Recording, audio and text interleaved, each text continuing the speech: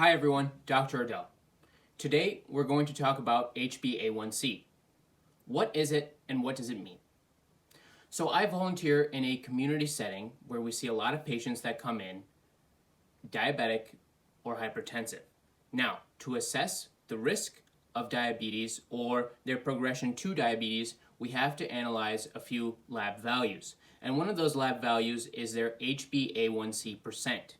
Generally, we want the HbA1c to be less than 5.7%. 5.7 to 6.4% is generally our pre-diabetic borderline range. And anything 6.5 and greater is our assessment for diabetes. So what exactly is HbA1c? To understand this, we have to start with a reaction called non-enzymatic glycation. Now, this process isn't too important to follow completely, but we have to get from A to B and B to C, A being non-enzymatic glycation. So what non-enzymatic glycation is, it's a chemical process where a sugar molecule, so such as glucose or fructose, spontaneously binds to a lipid, a protein, or a nucleic acid molecule without the assistance of an enzyme.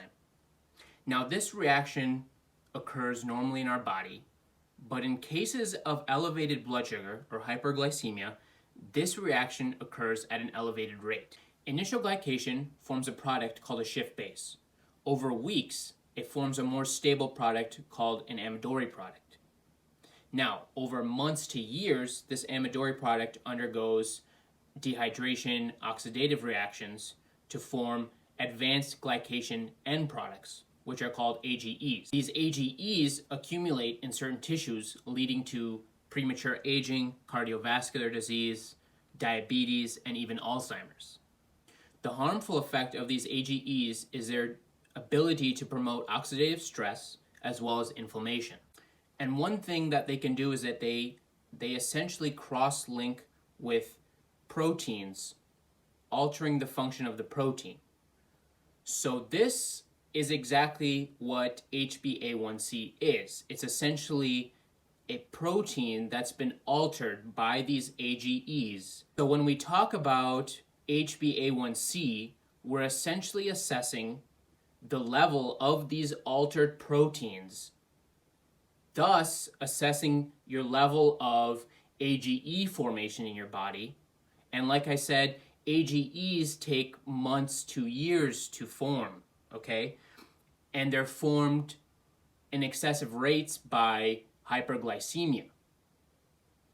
So if we connect all those dots, when we look at your HbA1c, we're looking at how much protein has been altered by these AGEs and how, these AGEs are formed by elevated blood sugar over months to years. So this is how we see your blood sugar levels over a long period of time just from this single value.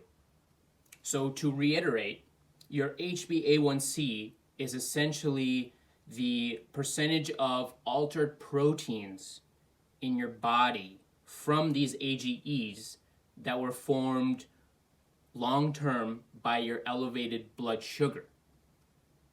And so this is how we can see this lab value, and we can see, your blood sugar look like this over, the last months to potentially years if you haven't had your blood sugar checked in a long time.